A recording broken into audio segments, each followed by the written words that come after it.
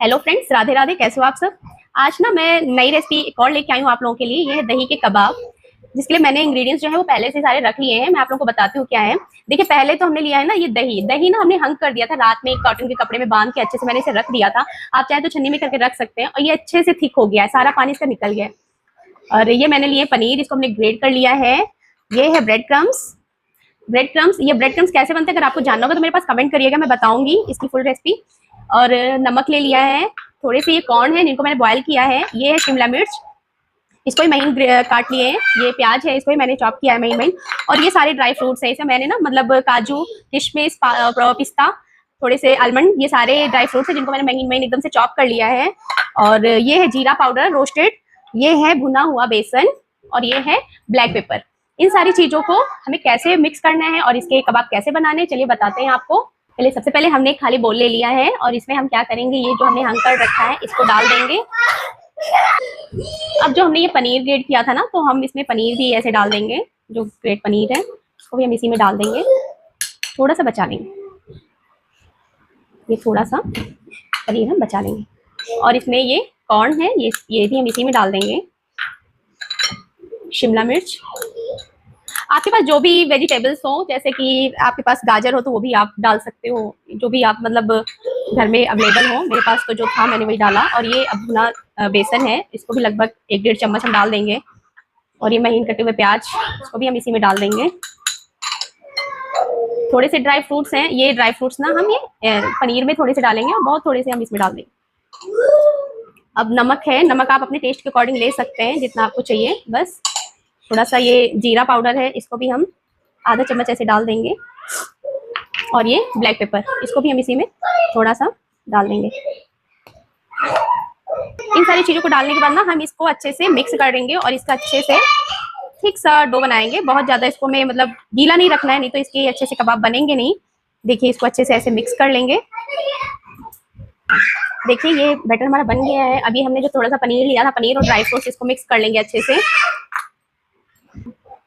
देखिए, अब क्या करेंगे, हाथ में ना हम हल्का सा ऑयल लगाएंगे और ये इसका छोटा सा ऐसे पार्ट ऐसे लेंगे और इसको ना हल्का सा ऐसे प्रेस करके ये ऐसे करेंगे, ठीक है। फिर इसका छोटा सा ऐसे बॉल लेके जो हमने पनीर और ड्राई फ्रूट्स का किया था उसको ऐसे बीच में रखेंगे और इसको ऐसे चारों तरफ से बंद कर देंगे, कवर कर देंगे, ठीक है। देखिए, कवर करने के बाद इसकी हमारी मतलब ये छोटी सी टिक्की मेरी बन गई है कबाब की। अब इसको क्या करेंगे, हम ऐसे ब्रेड क्रम्स में डाल के और इसको अच्छे से कवर कर देंगे ब्रेड क्रम्स से। ये देखिए, और देखिए कितना मस्त सा कबाब का ये शेप हमारा बनके तैयार हुआ है। ऐसे ही हम सारे कबाब बना लेंगे। कढ़ाई भी रख दी है, इसका तेल भी गर्म हो गया है। अब कबाब को हम करते हैं फ्राई।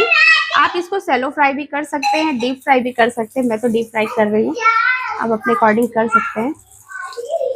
आप इसको ओवन में भी बना सकते हैं या फ्राई में भी बना सकते हैं, एज योर विश।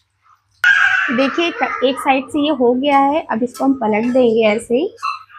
जल्दबाजी मत करिएगा, जब इसको डालने के बाद ना थोड़ा सा तो पेशेंस आपको रखना पड़ेगा। जब एक साइड से ये हो जाएगा अच्छे से तब इसको पलटिएगा, नहीं तो ये इतने सॉफ्ट होते हैं ना, ये टूट जाते हैं। और ये देखिए, एक साइड से ये अच्छे से हो गया था तब हमने इसको पलट दिया है और एक साइड से अच्छे से क्रिस्पी हो गया है, हल्का सा ब्राउन हुआ है। दूसरे साइड से भी ऐसे हो जाएगा, बस इसको हम निकाल लेंगे।